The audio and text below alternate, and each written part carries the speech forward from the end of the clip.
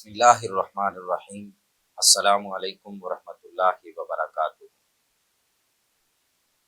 ناظرین کرام، ملک پاکستان کو آزاد ہوئے 70 سال سے زائد کا عرصہ بیت چکا ہے، لیکن ہم دیکھتے ہیں کہ ملک پاکستان میں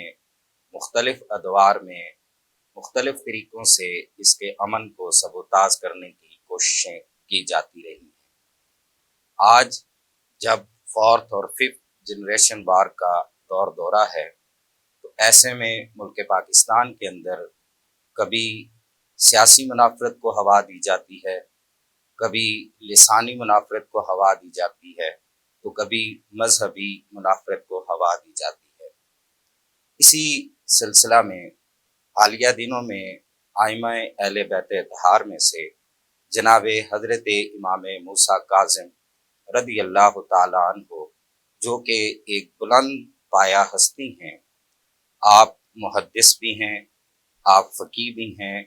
اور سب سے بڑھ کر یہ کہ آپ ائمہ اہل بیت اطہار میں سے ہیں۔ آپ کی بارگاہ میں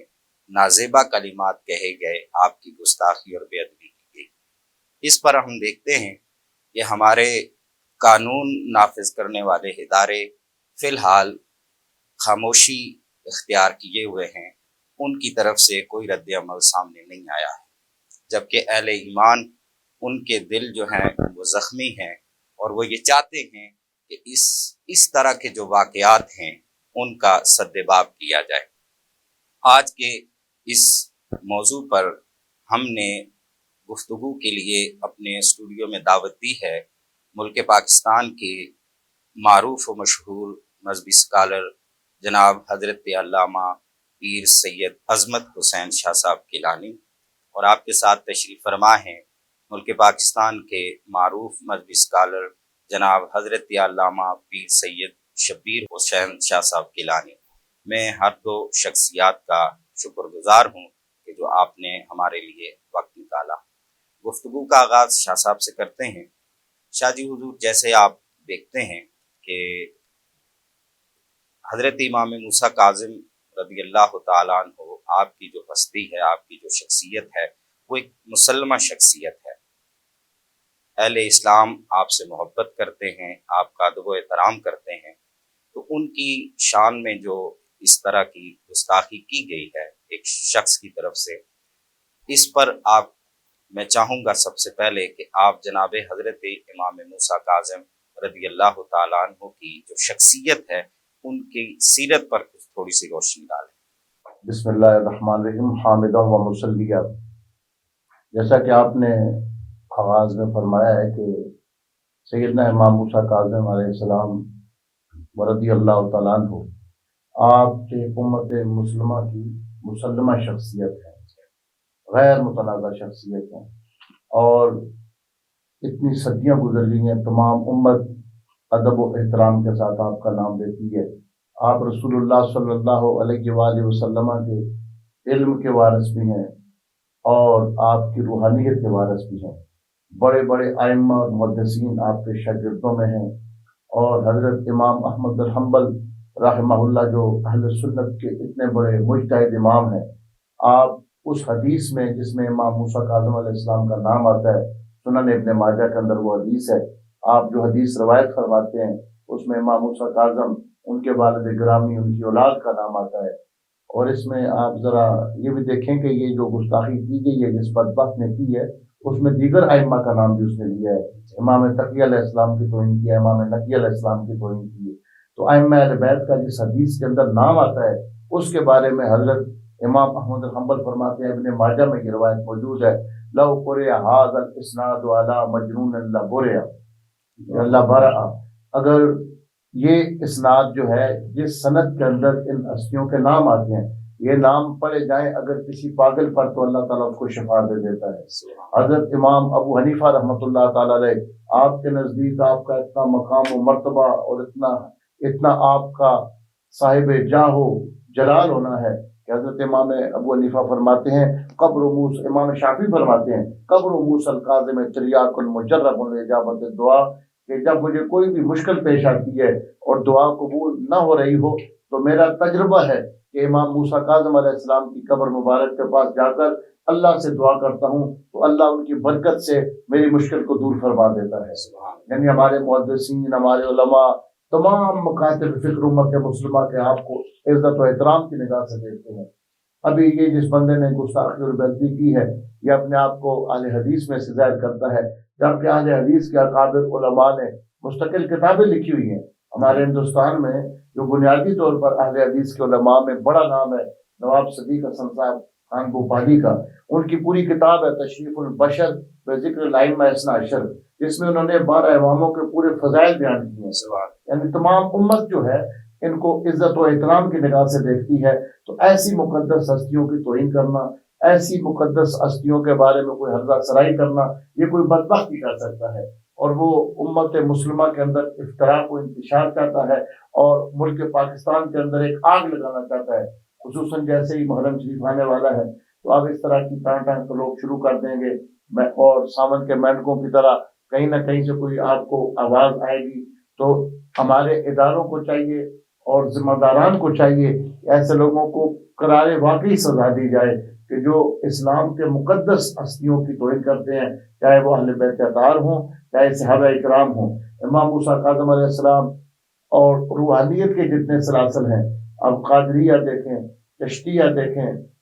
سہروردیہ دیکھیں، وہ اپنا جب شجرہ طریقت پڑھتے ہیں تو ان مقدس ہستیوں کے نام پیش کرتے ہیں۔ فاضل بریلوی اعلیٰ حضرت رحمۃ اللہ تعالیٰ علیہ کس طرح مقدس ناموں کو پیش کرتے ہیں کہ صدق صادق کا تصدق، صادق الاسلام کر، بے غضب راضی ہو کاظم الرضا کے واسطے۔ یا اللہ ہمیں اسلام میں سچا کر دے، امام صادق کا صدقہ، امام جعفر کا صدقہ، اور یا اللہ امام موسیٰ کاظم اور امام علی رضا علیہ السلام کے وسیلے سے ہم سے راضی ہو جائے، ہم پہ ناراضی کا اظہار نہ فرما، بے غضب راضی ہو کاظم الرضا کے واسطے۔ اور جتنے بھی اکابر امت ہیں وہ سب ان کو اپنے اکابر مانتے ہیں، اپنا بزرگ مانتے ہیں۔ تو یہ کسی بھی جماعت کا اگر کوئی بندہ اس کا محبوب ہو، اس کا لیڈر ہو، اس کی توہین کرنا یہ لوگوں کے دلوں کے اندر ایک فتنے اور فساد کے لیے ایک جذبات ابھارنے کا ایک سبب ہوتا ہے، اور غم و غصے کو ہوا دینے والی بات ہوتی ہے۔ تو ایسی مقدس ہستی جو تمام عالم اسلام کے نزدیک قابل احترام ہے، اور عالم اسلام کا ہر بندہ جن کو اپنی آنکھوں کا تارا سمجھتا ہے، اپنی آنکھوں کا نور سمجھتا ہے، ان کے بارے میں حضرت سرائی کرنے والے نے اپنی ہی بدبختی پر مورد تصدیق ثابت کی ہے۔ امام موسیٰ کاظم کا تو اس سے کچھ نہیں بگڑے گا، نہ امام تقی علیہ السلام کو اس سے کوئی فرق پڑے گا، ان کی تو عزت و شہرت جو اللہ نے دی ہے اس میں مزید اضافہ ہوگا۔ لیکن ایسے لوگوں کو سزا دی جائے، ایسے لوگوں کو ان کے انجام تک پہنچایا جائے تاکہ امت کے اندر کے پیدا ہونے والے فتنے کی آگ کو بجھایا جا سکے۔ جی ماشاءاللہ، بڑی خوبصورت بات کی شاہ صاحب آپ نے۔ میں شاہ صاحب سے سوال کرنا چاہوں گا۔ شاہ صاحب، ہم دیکھتے ہیں کہ جب بھی اس طرح کے ہمارے اسلامی تہوار، جب خاص ایام قریب آتے ہیں تو گزشتہ چند دہائیوں سے ملک پاکستان میں کچھ ایسے نادیدہ، کچھ ایسی طاقتیں ہیں کہ جو اس طرح کے فتنہ اور فساد کو ہوا دینے کی کوشش کرتے ہیں۔ اب جیسے یہ واقعہ ہے، اس سے ماقبل بھی چند سالوں میں اس طرح کے واقعات دیکھنے میں آئے ہیں کہ جب محرم شریف کا مہینہ قریب آتا ہے تو اس طرح کے واقعات اکثر رونما ہوتے ہیں۔ ایک تو یہ ہے کہ یہ سوچی سمجھی سازش لگتی ہے۔ میں چاہوں گا کہ آپ ذرا عوام الناس کو بتائیے کہ اس کے کیا محرکات ہیں اور یہ کیوں اس طرح کے واقعات جو ہیں وہ پیش آتے ہیں۔ بسم اللہ الرحمن الرحیم۔ قریشی صاحب، آپ نے انٹرو میں بڑی تفصیل کے ساتھ تذکرہ کیا کہ وطن عزیز جب سے قائم ہوا ہے تو مختلف ادوار میں ہمیں مختلف طرح کے چیلنجز کا سامنا رہا ہے۔ ایک بڑی مدت تک یہ جو لسانی مسائل تھے ہم اس کا شکار رہے، پھر فرقہ واریت کا سلسلہ شروع ہوا، اس کے بعد دہشت گردی کا سلسلہ شروع ہوا، اور جب دہشت گردی پہ قابو پایا گیا تو اب ہمیں محسوس ہوتا ہے گزشتہ چند برسوں سے ایک بار پھر فرقہ واریت کو ہوا دی جا رہی ہے۔ اور آپ نے یہ بھی محسوس کیا ہوگا جو گزشتہ چند سال گزرے ہیں اس میں تسلسل کے ساتھ ایسے واقعات پیش آئے کہ کوئی بدبخت اٹھتا ہے، کبھی وہ حضور سید عالم صلی اللہ علیہ وآلہ وسلم کی شان عطر میں کوئی نازیبہ کلمہ کہتا ہے، کبھی کوئی شخص اٹھتا ہے اور امہات المومنین کے بارے میں کوئی الکی بات کرتا ہے، کوئی بدبخت حضرت سیدنا صدیق اکبر رضی اللہ تعالی عنہ کی شان میں گستاخی کا ارتکاب کرتا ہے، اور کبھی حضرت سیدہ خاتون جنت رضی اللہ تعالی عنہا کی بارگاہ میں گستاخی کا ارتکاب کیا جاتا ہے۔ اور اب ہم نے دیکھا ہے کہ حضرت امام موسیٰ کاظم علیہ السلام اور پھر حضرت امام تقی علیہ السلام، حضرت امام نقی علیہ السلام جیسی شخصیات کے بارے میں انتہائی نازیبہ کلمات ایک شخص نے کہے جو کسی صورت برداشت نہیں کیا جا سکتے، اور محسوس ہوتا ہے کہ یہ سارے جتنے بھی ہم دیکھتے ہیں کہ تسلسل کے ساتھ واقعات پیش آئے ہیں، یقیناً ان کا کوئی مقصود ہے، اور وہ یہی محسوس ہوتا ہے کہ جو وطن دشمن عناصر ہیں، اسلام دشمن عناصر ہیں، وہ وطن عزیز کو عدم استحکام کا شکار کرنا چاہتے ہیں، اور اس کے لیے جو رستہ اس وقت اختیار کیا گیا ہے آگ لگانے کے لیے، نفرتیں پیدا کرنے کے لیے اور امن امان کی صورتحال کو خراب کرنے کے لیے، وہ رستہ محسوس ہوتا ہے کہ وہ فرقہ واریت کا ہے، کہ جب کوئی ایک شخص کوئی بات کرتا ہے تو رد عمل میں دوسری طرف سے بات ہوتی ہے، اور پھر یہ بات بہت زیادہ بگڑ جاتی ہے، جس طرح آپ نے ماضی میں بھی دیکھا ہے۔ تو اس وقت ضروری ہے کہ سب اپنی اپنی ذمہ داری کو محسوس کریں۔ سب سے بنیادی ذمہ داری تو چونکہ ہمارے جو ادارے ہیں ان کی ہے، تو وہ اس موقع پہ اپنا کردار ادا کریں اور بر وقت آئینی ہاتھوں کے ساتھ اس شخص کے ساتھ نپٹا جائے اور اس کو نمونہ عبرت بنایا جائے۔ اور ہم دیکھتے ہیں کہ یہ جو واقعات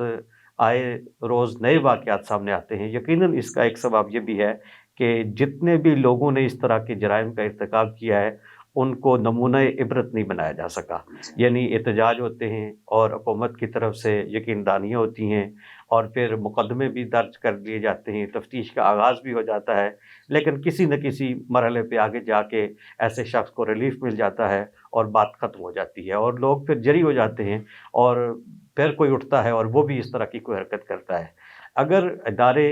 ایک عزم کے ساتھ اپنے کام کو آگے بڑھائیں اور ایسے شخص کے ساتھ صحیح طریقے کے ساتھ نمٹیں، وہ نمونہ عبرت بنے، اگر دو چار لوگوں کے ساتھ قانون کے مطابق سلوک کیا جائے تو آئندہ کسی کو یقیناً ایسی ضرورت نہیں ہوگی، اور پہلی ذمہ داری یقیناً اداروں کی ہے کہ وہ اپنے فرائض کو ادا کریں۔ دوسری بات یہ ہے کہ یہاں پہ علماء کرام کو اور جو مذہبی جتنے بھی مکاتب فکر ہیں سب کو اس پہ ذمہ داری کا مظاہرہ کرنا چاہیے کہ جو گستاخی کرنے والا ہے، بیہودہ زبان بولنے والا ہے، کسی مسلک کے شخص کو بھی اس کو ڈیفینڈ نہیں کرنا چاہیے، سب کو اس کے ساتھ لا تعلقی کا اظہار کرنا چاہیے، کیونکہ جو حضرت امام موسیٰ کاظم کا نہیں وہ کسی مسلمان کا نہیں ہو سکتا۔ اور یہاں پہ بعض لوگ یہ تصور لینے کی کوشش کرتے ہیں کہ فلاں شخصیات فلاں مکاتب فکر کی ہیں اور فلاں شخصیات فلاں مکاتب فکر کی ہیں، تو ہمارا یہاں پہ بہت واضح موقف ہے کہ جو بھی مسلمان ہے وہ حضرت امام موسیٰ کاظم کو اپنا رہنما مانتا ہے اور ان سے محبت کرتا ہے، اور جو سچا مسلمان ہے وہ تصور بھی نہیں کر سکتا کہ حضرت امام موسیٰ کاظم علیہ السلام کے بارے میں کوئی ہلکی بات کہنا تو دور کی بات ہے، ہم تو سننا بھی گوارا نہیں کرتے۔ تو لہٰذا اس پہ یہ بات ختم ہو جانی چاہیے کہ یہاں پہ اس کو اس طرح کا مسئلہ بنایا جائے کہ یہ دو جو مسالک ہیں ان کے درمیان کوئی جنگ بن جائے، بلکہ جس شخص نے گستاخی کی ہے سب مل کر اس کے خلاف آواز بلند کریں اور اس کو اس کے انجام تک پہنچانے کی کوشش کریں۔ اور دوسری بات یہ ہے کہ یقیناً یہ ہو سکتا ہے کہ جس بدبخت نے یہ حرکت کیا اس کا مقصد یہ ہو کہ ایسی شخصیات کی تنقید کی جائے، تو ہمیں کوشش کرنی چاہیے۔ ہم نے ماضی میں اس میں سمجھتا ہوں کہ میں بھی اس بات میں یقیناً کسی حد تک ذمہ دار ہوں، ہم بھی شریک ہیں کہ ہم نے ائمہ اہل بیت اطہار کے ذکر کے حوالے سے ماضی میں ہم نے سستی کی ہے، کوتاہی کی ہے۔ تو میں سمجھتا ہوں کہ اس موقع پہ ہمیں ایسے لوگوں کو جواب دینا چاہیے اور حضرت امام موسیٰ کاظم اور دوسرے ائمہ اہل بیت کا چرچا کرنا چاہیے اور یہ واضح کرنا چاہیے کہ ہم تو ان کے غلام ہیں اور ان کی محبت کو ہم لازم سمجھتے ہیں۔ جو شخص بھی اپنی آخرت کو بہتر بنانا چاہتا ہے ضروری ہے کہ وہ ائمہ اہل بیت اطہار کے ساتھ محبت کرے، تو اس کا ایک بہتر رستہ یہ ہے کہ ہم حضرت امام موسیٰ کاظم سے محبت کا اظہار کریں اور ان کے ذکر کی محفل سجائیں اور ان کی تعلیمات کو ہم کریں، اور پھر قرآن مجید کے ساتھ جو ان کا تعلق تھا اس کو واضح کریں، اور جس طرح انہوں نے دین کی خدمت کی ان کی جو خدمات ہیں ان کو بھی بیان کیا جائے، اور پھر جس طرح اکابر نے ان کی عظمت کو خراج عقیدت پیش کیا ہے، ان کا تذکرہ کیا ہے، ان کی عظمت کو سلام کیا ہے، وہ چیزیں بھی ہمیں لوگوں کے سامنے پیش کرنی چاہیے۔ ماشاءاللہ، بڑی خوبصورت گفتگو فرمائی شاہ صاحب آپ نے۔ ناظرین کرام، ہمارے ساتھ رہیے گا، پروگرام میں یہاں وقت ہوا چاہتا ہے بریک کا، ہم چھوٹی بریک کے بعد دوبارہ آپ کی خدمت میں حاضر ہوتے ہیں۔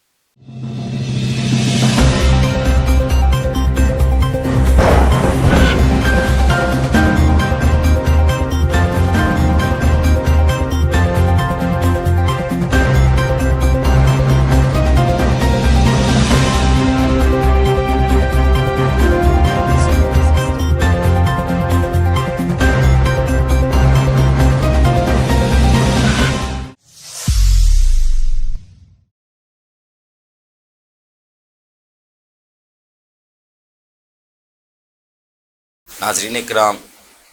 खुश आमदीद कहते हैं आपको एक बार फिर। गुफ्तगू का सिलसिला जारी था। शाह साहब, मैं चाहूँगा कि इस तरह के जो वाक़यात हैं जिसमें मुक़द्दसात की तौहीन की जाती है, इनके मुतालिक आप ये बताएं ज़रा कि इसके मुआशरे पर क्या असरात पड़ते हैं। जी, आप देखें ना, जब किसी माशरे में कोई बंदा किसी के बाप को गाली देता है, किसी के उस्ताद को गाली देता है, किसी के शेख को गाली देता है, उसकी तौहीन करता है, तो वो माशरे के अंदर कितने फितने का सबब बनता है और एक फसाद की आग भड़काने का सबब बनता है। तो जिस हस्ती का हम जिक्र कर रहे हैं तो वो तो रसूलुल्लाह सल्लल्लाहु अलैहि वसल्लम की निशानियों में से एक निशानी है। जिस तरह मैंने पहले आपकी खिदमत में अर्ज़ किया है कि तमाम मकातिब फ़िक्र के जितने भी उम्मत मुस्लिमा के उलमा हैं, जितने भी अकाबिर हैं, वो सब के सब इमाम मूसा काज़म के साहब हैं, उनकी ताज़ीम में, उनकी इज़्ज़त में अपनी गर्दनों को दबाने वाले हैं। मैंने पहले गुजारिश भी कर दी है, और इस सिलसिला में ये भी देखे ना कि इस बदबख्त ने जो बदबख्ती की है तो कोई भी आलिम उसके साथ खड़ा नहीं है। सबको पता है कि ये बात इस लिहाज से ये कि इससे ये पता चलता है कि वो मुक़द्दस हस्ती आलम इस्लाम की नज़र में उनका क्या मुकाम है। अब गवर्नमेंट की जिम्मेदारी है और जिम्मेदार इदारे जो हैं उनको ये करना चाहिए कि जब अगर यहाँ किसी और के खिलाफ कोई बंदा बोल जाए, किसी ऐसे बंदे के खिलाफ जो मुल्क पाकिस्तान के लिए कोई ऐसा खतरे का बायस बनता हो, तो उसको तो वो तहों के नीचे से निकाल लेते हैं, और निकालना भी चाहिए, सजा देनी चाहिए। लेकिन जो इतनी बड़ी तौहीन करता है कि जहाँ हमारे ईमान वाबस्ता है, तो उस बंदे का आवाज़ मौजूद है, उसका मोबाइल नंबर मौजूद है, उसका सोशल मीडिया पे आप देख रहे हैं कि उसका पता, उसके वालिद का नाम, शनाख्ती कार्ड, सब कुछ मौजूद है। अभी तक क्यों नहीं उसको गिरफ्तार किया जाता, कभी तक क्यों नहीं तहकीकात की जाती? तो ये तो पूरी उम्मत मुस्लिमा का मसला है, और ये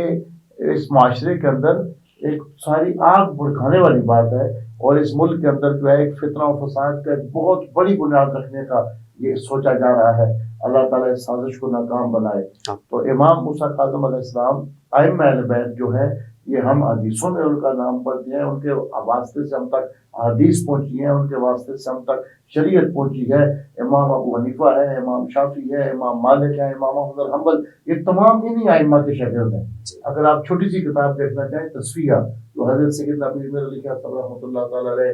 के हवाले से गोल्ड अशीफ से किताब छपी हुई है, उसके आखिर में आप देख सकते हैं कि जितने हमारे मुहद्दिसीन हैं, जितने हमारे फुक़हा हैं, इन आइम्मा अहले बैत के शागिर्द हैं। तो ये तो पूरी उम्मत के इमाम है, पूरी उम्मत के पेशवा है, पूरी उम्मत के रहनुमा है। तो उनके बारे में कोई ऐसी बात करना, ये पूरी उम्मत के दिलों को दुखाने के मुतरादिफ है। न सिर्फ सादात, न सिर्फ अहले सुन्नत, या न सिर्फ किसी एक जमात के लोग, बल्कि पूरी उम्मत को, बल्कि ये इंसानियत की भी तौहीन है। एक दुनिया से कोई हस्ती जा चुकी है और पूरी इंसानियत के नज़दीक वो काबिल एहतराम है, उसके हवाले से ऐसी बात करना, ये यकीनन बहुत बड़ा कोई साजिश है। इस साजिश को नाकाम करने के लिए तमाम लोगों को अपने अपने तौर पर अपनी अपनी सलाहियतों को बरूए कार लाना चाहिए। कोई अगर यूँ कहा जाए कि मुआशरे में अगर अमन कायम रखना है, तो फिर हमें मुक़द्दसात इस्लाम का,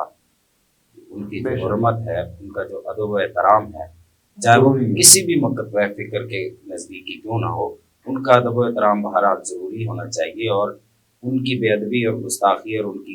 शान में नाज़िबा कलिमात कहने वालों को जो है वो सख्त सज़ा देनी चाहिए। की पूरी किताब मौजूद है, अब तो उसका तर्जुमा भी आ चुका है, मनाक़िब अइम्मा इस्ना अशर, और हम दिखा सकते हैं मिस्र से लेकर और मराकश तक बड़े बड़े मुहद्दिसीन ने इन आइम्मा अहले बैत पे पूरी मुस्तकिल किताबें लिखी हैं। और आप उर्दू में देख रहे हैं, जो बन के मौलाना तारिक जमील साहब की जो गुज़श्ता अहले बैत है, उसमें 12 इमामों पर इतनी तफसील के साथ उन्होंने लिखा है कि जब आप पढ़ेंगे तो आप हर्ष कर उठेंगे, और आपके सामने इल्म और ताक़ीद के नए गोशे निकलेंगे। गोया तमाम उम्मत मुस्लिमा के जितने भी मुकातिब फ़िक्र के लोग हैं, वो इन मुक़द्दस हस्तियों का एहतराम करते हैं, उनको अपना अकाबर मानते हैं, उनके इल्म व फजल से मुतरफ़ हैं, बल्कि उनके इल्म व फजल से नूर लेने वाले हैं। इसलिए जिस शख्स ने भी ये किया है, ये पूरी उम्मत का दिल उसने दुखाया है, और उसको करार वाकई सज़ा मिलनी चाहिए, और ऐसी सज़ा मिलनी चाहिए कि वो इबरत का निशान बन जाए। सज़ाओं का मकसद ही यही है ना कि इस्लाम में कि आइंदा के लिए जो इंसदाद जुर्म हो, उन जुर्म को रोका जाए। तो अगर ये नहीं रुकेगा तो फिर कल कोई और करेगा, जिस तरह शाह साहब ने जिक्र किया, फिर कोई दूसरा बदबख्त उठेगा, تو وہ مقابلے میں کسی اور ہستی کی توہین کر دے گا، تو یہ تو ایک لامتناہی سلسلہ شروع ہو جائے گا، اس کو روکنا بعد میں مشکل ہو جائے گا۔ اس لیے ابھی کوشش کر کے اس کو روکا جائے، ایک بندے کو سزا دے دی جائے تو اس فتنے کو ہمیشہ ہمیشہ کے لیے دبایا جا سکتا ہے۔ ماشاءاللہ بڑی خوبصورت بات کی شاہ صاحب آپ نے۔ میں آپ کی طرف آنا چاہوں گا کہ جیسا کہ شاہ صاحب نے بھی بیان کیا کہ جب تک ان ایسے واقعات کا سد باب نہیں کیا جاتا تب تک ملک کے اندر امن اور سلامتی جو ہے اس کا قائم رہنا یہ ایک ناممکن اور مشکل سی بات نظر آتی ہے۔ تو ہم دیکھتے ہیں گزشتہ سالوں میں بھی اس طرح کے واقعات ہوئے ہیں، ماں سوائے چند جو ہے وہ خانہ پوری کے اور اس پر کوئی کارروائی نہیں کی گئی۔ تو آپ کیا کہیں گے کہ جو ہمارے ادارے ہیں، بالخصوص ہمارے علماء ہیں یا عوام الناس ہیں، ان سب کی اپنی اپنی جگہ کیا ذمہ داریاں بنتی ہیں؟ قریشی صاحب، یہ جس طرح پچھلے آپ کے سوال کے جواب میں بھی میں نے عرض کیا تھا کہ بیسک ذمہ داری تو ظاہر ہے جو ملکی ادارے ہیں ان کی بنتی ہے، اور ان کی ذمہ داریاں وہ بخوبی جانتے ہیں کہ ان کی ذمہ داریاں کیا ہیں، اور یہ بھی ضروری ہے کہ وہ جو آلات کی سنگینی ہے اس کو سمجھیں۔ آپ دیکھیں کہ یہ جو بالخصوص محرم شریف کا جو مقدس مہینہ ہے، یہ جب بھی یہ مہینہ آتا ہے تو آلات کسی نہ کسی حد تک کشیدہ ہو جاتے ہیں، اور آپ یوں سمجھ لیں کہ بس ایک چنگاری کی ضرورت ہوتی ہے، ایک چنگاری مل جائے تو آگ لگ جاتی ہے۔ تو اس مرتبہ بھی محسوس ہوتا ہے کہ جو ایسی قوتیں ہیں جو اس ملک کو میں استحکام کا شکار کرنا چاہتی ہیں، ایسا ماحول پیدا کرنا چاہتی ہیں، محسوس ہوتا ہے کہ وہ اپنے کام میں مصروف ہیں۔ تو ہمارے جو ادارے ہیں ان کے پاس وسائل بہت ہیں، اگر وہ ہمت کریں، اس پہ فوکس کریں تو چند دنوں میں وہ پہنچ سکتے ہیں کہ یہ کون شخص ہے جس نے یہ کام کیا ہے اور اس کے پیچھے کون سے لوگ ہیں۔ پھر دوسری بات یہ ہے کہ ہمارے یہاں ادارے جس طرح پی ٹی اے ہے، پی ٹی اے کا کام ہے کہ وہ ایسا مواد جو بھی ہے جس سے کوئی فتنہ پیدا ہوتا ہو وہ اس کو کنٹرول کرنے کی کوشش کرے اور اس کو روکنے کی، بلاک کرنے کی کوشش کرے۔ تو وہاں پہ بھی ہمیں آج تک کبھی ایسا نظر نہیں آیا کہ پی ٹی اے نے اس سلسلے میں اپنی ذمہ داری اچھے طریقے سے ادا کی ہو۔ اس کا معنی ہمیں یہ محسوس ہوتا ہے کہ ہمارے اداروں کی شاید یہ ترجیحات میں شامل نہیں ہے کہ سرکار کے ناموس کی بات ہو، صحابہ کے ناموس کی بات ہو، اہل بیت کے ناموس کی بات ہو، ان اکابر شخصیات کی، بزرگوں کے ناموس کی بات ہو، تو اس معاملے میں بھرپور کردار ادا کرنا۔ ہم جب پرانی تاریخ دیکھتے ہیں تو مذہبی طبقے میں بجا طور پہ یہ تاثر پیدا ہوتا ہے کہ ہمارے اداروں کی یہ ترجیحات نہیں رہی۔ تو ہمارے اداروں کو اس موقع پہ یہ سوچنے کی ضرورت ہے کہ وہ اپنی ترجیحات کا ایک بار از سر نو تعین کریں اور ان چیزوں کو اہمیت دیں اور ان چیزوں کو صحیح طریقے سے ٹیکل کرنے کی کوشش کریں۔ اگر اس موقع پہ انہوں نے اس سلسلے میں کوئی قدم نہ اٹھایا تو عین ممکن ہے کہ آنے والے وقت میں حالات بہت زیادہ خراب ہو جائیں۔ ابھی دیکھیں کہ ہمارے ہاں اللہ کا فضل ہے کہ ہمارے علماء میں بالخصوص جو اہل سنت ہیں ان میں سے اکثر لوگ ایسے ہیں جو ذمہ داری کا ثبوت دیتے ہیں۔ جب بھی کوئی ایسا ماحول آتا ہے تو لوگ ماحول کو خراب کرنے کی کوشش نہیں کرتے بلکہ اداروں کے ساتھ مل کر حکومت کے ساتھ تعاون کرتے ہوئے معاملے کو حل کرنے کی کوشش کرتے ہیں۔ لیکن ہر موقع پہ ہی مایوسی ہوتی ہے کہ جب بھی کوئی ایسا واقعہ پیش آتا ہے، کوئی ایسا المیہ ہمارے سامنے آتا ہے تو ہم اپنے اداروں کی طرف دیکھتے ہیں، ذمہ دار شخصیات کی طرف دیکھتے ہیں، انہی پہ امید ہوتی ہے ہماری، لیکن اینڈ پہ ہمارے لیے سوائے مایوسی کے کچھ نہیں ہوتا۔ تو یہ جو موقع ہے حضرت امام موسیٰ کاظم علیہ السلام کی گستاخی کے حوالے سے، تو محسوس یہ ہوتا ہے، آپ سوشل میڈیا کو دیکھیں، آپ جو ہمارے ملک کے جتنے مختلف جو ہمارے مکاتب فکر ہیں، مختلف مساجد ہیں، پلیٹ فارم ہیں، ادارے ہیں، مدارس ہیں، تنظیمیں ہیں، آپ سب کو دیکھیں تو اس موقع پہ ہمیں ایک آواز بھی ایسی نظر نہیں آتی جو اس بدبخت کے ساتھ ہو۔ اس کا معنی یہ ہے کہ 22 کروڑ کی عوام میں سے ایک بدبخت شخص ہے جس نے یہ ایسی حرکت کی ہے اور پوری قوم میں سے کوئی شخص اس کے ساتھ کھڑا نہیں ہوا۔ تو اس موقع پہ میں سمجھتا ہوں کہ ہمارے اداروں کے لیے یہ آسانی ہے کہ وہ اس پہ ہاتھ ڈالیں، اور اس سے پہلے کہ حالات کشیدہ ہوں اور رد عمل میں کوئی شخص غیر ذمہ داری کا مظاہرہ کرے اور پھر معاملات زیادہ بگڑیں، تو اداروں کو بر وقت کردار ادا کر کے اس میں जो भी शख्स है बदबख्त, उसको उसके अंजाम तक पहुँचाएँ। और दूसरी बात यह है कि जिस तरह मैंने पहले अर्ज़ किया था कि हमारे जो अवाम हैं, ज़िम्मेदारी उनकी भी बनती है, लेकिन ज़ाहिर है कि हर शख्स उस शख्स को तलाश भी नहीं कर सकता, उसको उसके अंजाम तक भी नहीं पहुंचा सकता। बाकी लोग एहतजाज कर सकते हैं, हज़रत इमाम के साथ अपनी मोहब्बत का इज़हार कर सकते हैं, अरबाबे जो इक़्तिदार हैं उनकी तवज्जो इस तरफ मबज़ूल करवाने की कोशिश कर सकते हैं। और सोशल मीडिया पे हम देखते हैं कि इस वक्त भी बहुत सारे लोग हैं जो हज़रत इमाम मूसा काज़िम अलैहिस्सलाम की अज़मत के हवाले से पोस्ट शेयर कर रहे हैं और गुस्ताख की मज़म्मत कर रहे हैं। ये भी दर हकीकत वो अपने ईमान का इज़हार कर रहे हैं और हज़रत इमाम के साथ अपनी मोहब्बत का इज़हार कर रहे हैं। लेकिन बाकी जो असल काम है, जो ज़रूरी काम है, वो ज़ाहिर है हुकूमत ही के करने से होगा। और जब तक हुकूमत उसमें मुखलिस होकर और पूरे फोकस के साथ वो काम नहीं करेगी, इदारे इसको अपनी तरजीहात में शामिल नहीं करेंगे, तो कोई नतीजा नहीं निकलेगा। रही बात एक कि कोई शख्स हज़रत इमाम पाक की अज़मत में, उनकी शान में कोई तनकीस वाले कलिमात कहेगा, तो हज़रत इमाम पाक की अज़मत में इससे कोई फ़र्क नहीं आता। कल भी उनको दुनिया सलाम पेश करती थी, आले मोहब्बत उनकी ग़ुलामी करते थे, और वो शख्सियत हैं कि जिन पे रश किया जाता है। तो आज भी उनकी अज़मत वही है। आप देखिए कि हमारे सामने एक रवायत है कि जिस वक्त आप हरम मुक़द्दस में थे तो अब्बासी खलीफा पास से गुज़रा, तो आपके करीब कुछ लोग बैठे हुए थे। तो अब्बासी खलीफा ने कहा कि तुम वो शख्स हो, इमाम से मुखातिब होकर कहा कि तुम वो आदमी हो जो लोगों से अपने लिए बैत ले रहे हो। तो इमाम ने फरमाया था कि अना इमामुल क़ुलूब व अंता इमामुल जसूम। आपने फरमाया था कि तुम लोगों के जिस्मों पे हुकूमत करते हो, हम लोगों के दिलों पे हुकूमत करते हैं। तो आप देख सकते हैं सोशल मीडिया को कि लोगों के दिलों पे हुकूमत कल भी मूसा काज़िम की थी और लोगों के दिलों पे हुकूमत आज भी मूसा काज़िम की है। और पीर खिज़र शाह साहब सियालवी रहमतुल्लाह अलैह चिश्ती सिलसिले के एक बुज़ुर्ग थे और बड़ी अजीम शख्सियत थे, शायर थे, वसाल हो चुका है उनका। उन्होंने हज़रत इमाम मूसा काज़िम अलैहिर्रहमा की एक मनक़बत लिखी और उसका एक बड़ा खूबसूरत शेर है उनका। वो अर्ज़ करते हैं कि मूसा काज़िम की शाही है कौनैन पर, सुभान अल्लाह, मूसा काज़िम की शाही है कौनैन पर, राज है इब्न हैदर का दारैन पर, उनकी सूरत है सरताफ़ हसनैन पर, इब्न खातून जन्नत की क्या बात है। तो हम तो हज़रत इमाम मूसा काज़िम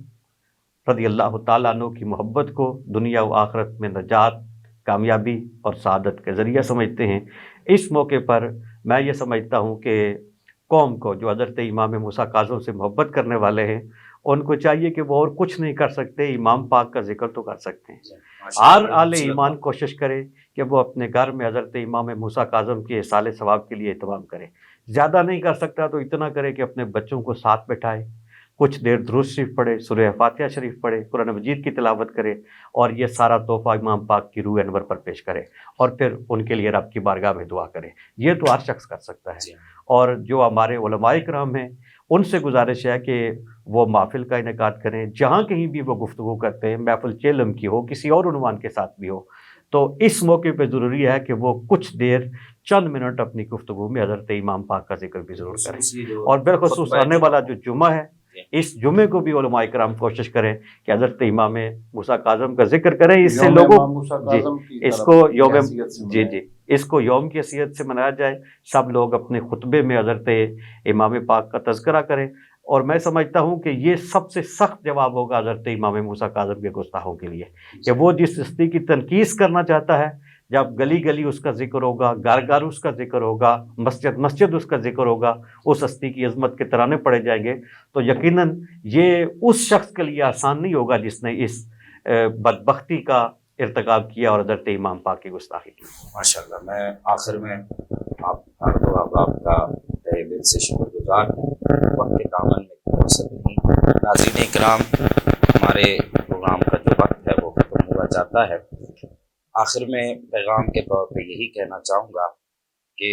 मुल्क पाकिस्तान ये अल्लाह रब्बुल इज़्ज़त का अता करदा एक तोहफ़ा और उसकी नेमत और उसका एहसान है। तो जितने भी यहाँ के रहने वाले हैं, यहाँ के जो इदारे हैं, यहाँ के उलमा हैं,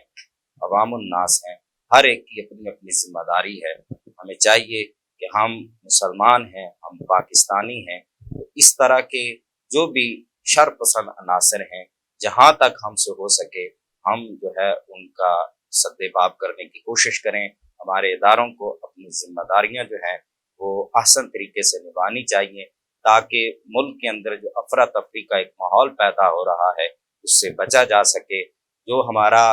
नादीदा दुश्मन है,